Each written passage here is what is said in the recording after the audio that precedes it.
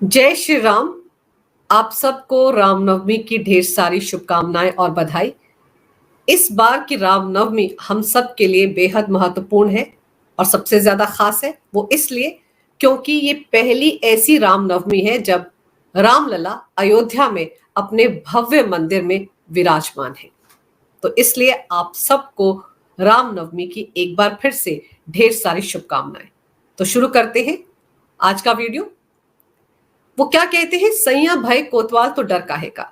ये जो कहावत है ये दिल्ली के कट्टर ईमानदार सीएम अरविंद केजरीवाल और उनकी पत्नी सुनीता केजरीवाल पर बिल्कुल सटीक बैठती है। अब अरविंद केजरीवाल आम आदमी पार्टी के संयोजक भी हैं, दिल्ली के कट्टर ईमानदार सीएम भी हैं, तो वो जिसको चाहे उसको स्टार कैंपेनर की लिस्ट में नंबर 1 पर रख सकते हैं, नंबर 2 पर भी रख सकते हैं, नंबर 3 पर भी रख सकते हैं। उनकी ही चलती है, वही सब कुछ तय करते हैं आम आदमी पार्टी में। अब आप देखिए, मंगलवार को आम आदमी पार्टी ने अपने स्टार कैंपेनर की लिस्ट जारी की है। 40 स्टार कैंपेनर्स की लिस्ट है ये। मैं आपको दिखाती हूं पहले इस लिस्ट में। ये देखिए, इस लिस्ट में 40 नेताओं के नाम है आम आदमी पार्टी के, जो लोकसभा चुनाव में पार्टी के लिए प्रचार करेंगे। दिल्ली में और पंजाब में तो करेंगे, गुजरात में भी करेंगे, और जहां जहां आम आदमी पार्टी का एक आध उम्मीदवार खड़ा होगा वहां वहां जाकर ये चुनाव प्रचार करेंगे। लेकिन इस लिस्ट की सबसे खास बात यह है कि अब ऑफिशियली ये तय हो गया है, इसमें कहीं कोई शक शुबह अब बाकी नहीं बचा है कि सुनीता केजरीवाल, अरविंद केजरीवाल की धर्मपत्नी, आम आदमी पार्टी में नंबर 2 की पोजीशन पर पहुंच चुकी है। ये आप देखिए, Arvind Kejriwal star campaigner number 1 है, इस लिस्ट में नंबर 1 पर उन्हें रखा गया है। और नंबर 2 पर कौन है? सुनीता केजरीवाल। 21 मार्च को अरविंद केजरीवाल को जब ईडी ने गिरफ्तार किया था, उसके बाद से उनका कद इतना बढ़ गया आम आदमी पार्टी में, पिछले करीब करीब 1 महीने में 3-3 प्रेस कॉन्फ्रेंस करके अरविंद केजरीवाल के स्टाइल में, कि वो आम आदमी पार्टी में नंबर 2 की पोजीशन पर पहुंच गई हैं। आप सोचिए, ये वही आम आदमी पार्टी है जिसके नेता 2011-12 में उन सभी पार्टियों की आलोचना करते थे जो परिवारवादी पार्टियां हैं, जिनमें कांग्रेस भी है, तृणमूल कांग्रेस भी है, समाजवादी पार्टी भी है, नेशनल कॉन्फ्रेंस भी है, पीडीपी भी है। इन सब पार्टियों को वो कोसा करते थे कि देखिए, उन पार्टियों में तो अपनों को ही महत्वपूर्ण पदों पर रखा जाता है, बाहर का कोई भी कार्यकर्ता बड़े ओहदे पर नहीं पहुंच सकता, परिवार का ही बोलबाला है। अब आप देखिए, आम आदमी पार्टी भी उसी ढर्रे पर चल निकली है। अब इंडी अलायंस में आम आदमी पार्टी भी शामिल है, तो असर तो होगा ही बाकी पार्टियों का। लेकिन सवाल तो यह है कि सुनीता केजरीवाल की आम आदमी पार्टी में हैसियत क्या है, कौन सा पद उन्हें मिला हुआ है, कौन सी जिम्मेदारी वो संभाल रही है, बजाय इसके कि वो अरविंद केजरीवाल की धर्म पत्नी है। वो एक IRS ऑफिसर हुआ करती थी, लेकिन आम आदमी पार्टी में तो उनकी कोई पोजीशन ही नहीं है, लेकिन फिर भी उनको नंबर 2 पर रखा गया है। और अब आप देखिए, नंबर 3 पर कौन है? नंबर 3 पर है भगवंत सिंह मान, जो कि पंजाब के सीएम है। पंजाब एक बहुत बड़ा राज्य है, उसके मुख्यमंत्री हैं। उनको तो कायदे से नंबर 2 पर होना चाहिए था, लेकिन वो भी नंबर 3 पर है, क्योंकि सुनीता भाभी नंबर 2 पर है। मनीष सिसोदिया नंबर 4 पर है। शराब घोटाले में मनीष सिसोदिया पिछले साल 26 फरवरी से तिहाड़ जेल में बंद है, जमानत नहीं मिल पा रही है उनको, 15 महीने हो गए तिहाड़ जेल में। और उसी मामले में अरविंद केजरीवाल तिहाड़ जेल में बंद है, लेकिन मनीष सिसोदिया को नंबर 4 पर रखा गया है। स्टार कैंपेनर है वो, प्रचार के लिए जाएं ना जाएं कोई फर्क नहीं पड़ता आम आदमी पार्टी को, लेकिन इस लिस्ट में उनको 4थे नंबर पर जगह दी गई है। उसके बाद डॉक्टर संदीप पाठक हैं, जो कि राज्यसभा सांसद हैं पंजाब से, और आजकल आम आदमी पार्टी को संभाल रहे हैं, प्रेस कॉन्फ्रेंस में आपको दिख जाते होंगे। फिर आप ये देखिए कि संजय सिंह जो है वो 7वें नंबर पर है। ये बहुत बड़ा झटका है संजय सिंह के लिए, क्योंकि जब से वो तिहाड़ जेल से जमानत पर रिहा होकर आए थे, वो बड़े जोश से भरे हुए थे। उनको लग रहा था कि वो एक बहुत बड़ा जंग जीत कर आ रहे हैं, और इसलिए आम आदमी पार्टी में उनका कद बढ़ गया है। उन्होंने तो अपने आप को नंबर 1 ही मान लिया था, क्योंकि उनके आने के साथ ही सुनीता केजरीवाल ने कोई भी प्रेस कॉन्फ्रेंस नहीं की। वो जो चिर परिचित अंदाज है उनका, जिसमें वो अरविंद केजरीवाल को कॉपी करते हुए दोनों तरफ तिरंगा लगाकर, शहीद आजम भगत सिंह की फोटो लगाकर, बाबा साहेब अंबेडकर की फोटो लगाकर और पीछे सलाखों में बंद अरविंद केजरीवाल की फोटो लगाकर जो प्रेस कॉन्फ्रेंस वो कर रही थी, वो प्रेस कॉन्फ्रेंस उन्होंने संजय सिंह के जमानत पर बाहर आने के बाद की ही नहीं। यानी कि उससे पहले आम आदमी पार्टी में ये तय माना जा रहा था कि सुनीता केजरीवाल अरविंद केजरीवाल की विरासत संभालेंगी, राबड़ी पार्ट 2 हमको दिल्ली में देखने को मिलेगा। लेकिन संजय सिंह के आते ही खेल सारा बदल गया। पहले जहां आतिशी सिंह और सौरभ भारद्वाज भी हर दूसरे दिन प्रेस कॉन्फ्रेंस कर रहे थे, लगातार हमलावर थे बीजेपी पर, वो भी अचानक से सीन से गायब हो गए। तो उस वक्त संजय सिंह को लगा था कि वो पार्टी को संभाल लेंगे, सब कुछ वही देखेंगे। लेकिन देखिए, अरविंद केजरीवाल की तरफ से ये जो स्टार कैंपेनर्स की लिस्ट जारी की गई है, इसमें उनको नंबर 7 पर पहुंचा दिया गया है। और उनसे कितने पायदान ऊपर है सुनीता केजरीवाल, संजय सिंह उनको छू भी नहीं पाएंगे। अरविंद केजरीवाल भले ही तिहाड़ जेल में बैठे हैं, लेकिन चल उनकी ही रही है, क्योंकि वो सिटिंग सीएम है, पार्टी के संयोजक भी हैं।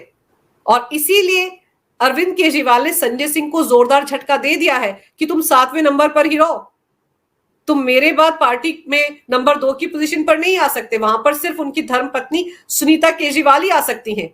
भले ही राजनीतिक तौर पर वो अनाड़ी हो, उन्हें कुछ ना आता जाता हो, लेकिन वो अरविंद केजरीवाल की धर्मपत्नी तो हैं और ये उनके लिए बहुत बड़ी क्वालिफिकेशन है। और संजय सिंह के बाद गोपाल राय है 8वें नंबर पर, और फिर 9वें नंबर पर है राघव चड्ढा। अब सवाल ये उठता है कि राघव चड्ढा है कहां? उन्हें तो कितने दिन हो गए हैं लंदन में बैठे हुए। कहा जाता है कि उनकी आंख में कोई समस्या हो गई है, उसके इलाज के लिए वो लंदन गए हैं, लेकिन वो आने का नाम ही नहीं ले रहे हैं। हालांकि वहां से उनकी तस्वीरें आती रहती हैं कि वो प्रो खालिस्तानी सांसद प्रीत गिल के साथ नजर आ रहे थे, ट्वीट भी करते हैं। लेकिन उन्होंने केजरीवाल के गिरफ्तार होने के बाद कोई ट्वीट नहीं किया केजरीवाल को लेकर। लेकिन जब संजय सिंह रिहा हुए थे तो उनको लेकर ट्वीट जरूर किया था। जब भगवंत मान की बेटी पैदा हुई थी तब भी ट्वीट किया था, लेकिन केजरीवाल को लेकर उन्होंने कोई ट्वीट नहीं किया, जबकि वो तो केजरीवाल की आंख के तारे हुआ करते थे। डिफेक्टो सीएम थे वो पंजाब के, अरविंद केजरीवाल की मेहरबानी के चलते।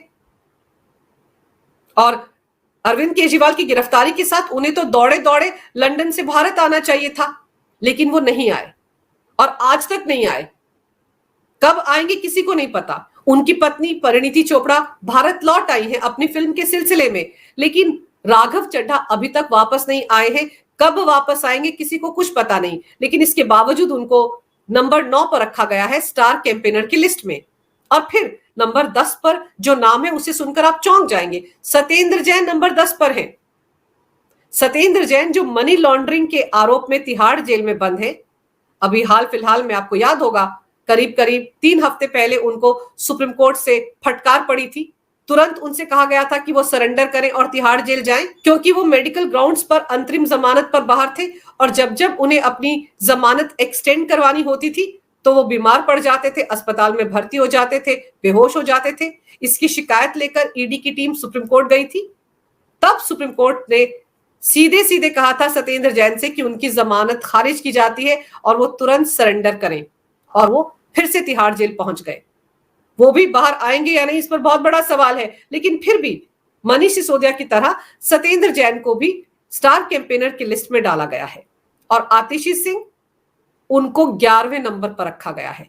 ये आतिशी सिंह के साथ ज्यादती है, क्योंकि आतिशी सिंह तो लगातार हमलावर थी, मोर्चा संभाले हुए थी। जब से अरविंद केजरीवाल को ईडी ने गिरफ्तार किया था उसके बाद सबसे ज्यादा मुखर आतिशी सिंह और सौरभ भारद्वाज ही थे। उन्होंने ही आम आदमी पार्टी की तरफ से मोर्चा संभाल रखा था बीजेपी के खिलाफ। चिट्ठियां भी पढ़ रहे थे वो अरविंद केजरीवाल की। आतिशी सिंह को भी चिट्ठी, तथाकथित चिट्ठी लिखी थी अरविंद केजरीवाल ने, और तथाकथित चिट्ठी सौरभ भारद्वाज को भी लिखी थी। लेकिन सब जानते हैं कि ईडी की कस्टडी में अरविंद केजरीवाल ने कोई चिट्ठी लिखी ही नहीं। ईडी ने साफ कहा था कि वहां पर ना कोई कंप्यूटर था, ना कोई टेलीप्रिंटर था, कुछ नहीं था। तो अरविंद केजरीवाल ने चिट्ठी नहीं लिखी थी, लेकिन फिर भी इन्होंने अरविंद केजरीवाल का नाम लेकर वो चिट्ठियां पढ़ी थी। तो 11वें नंबर पर आतिशी सिंह है, जिनके बारे में यह भी कहा जा रहा था कि वो नेक्स्ट सीएम हो सकती हैं दिल्ली की। अरविंद केजरीवाल के बाद माना जा रहा था कि वही सबसे काबिल है आम आदमी पार्टी में और उन्हें सीएम बनाया जा सकता है। लेकिन तभी सुनीता केजरीवाल आ गई थी अरविंद केजरीवाल की चिट्ठी लेकर और फिर उन्होंने प्रेस कॉन्फ्रेंस कर डाली थी। तो उस वक्त आतिशी सिंह बैकफुट पर चली गई थी और सौरभ भारद्वाज इस लिस्ट में 12वें नंबर पर है। 13वें नंबर पर कैलाश गहलोत है। कैलाश गहलोत भी शराब घोटाले में फंसे हुए हैं। उन्हें भी ईडी ने 8 अप्रैल को पूछताछ के लिए बुलाया था। करीब करीब 6 घंटे उनसे पूछताछ हुई थी। उनके बारे में कहा जाता है कि ग्रुप ऑफ मिनिस्टर्स जिन्होंने नई आबकारी पॉलिसी तैयार की थी उसमें वो भी थे। मनीष सिसोदिया, सत्येंद्र जैन और तीसरे कैलाश गहलोत थे।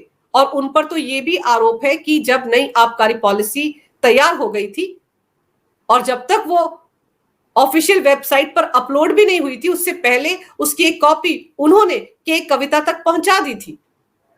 वो भी इस लिस्ट में शामिल है। लेकिन चौंकाने वाली बात तो सुनीता केजरीवाल की है।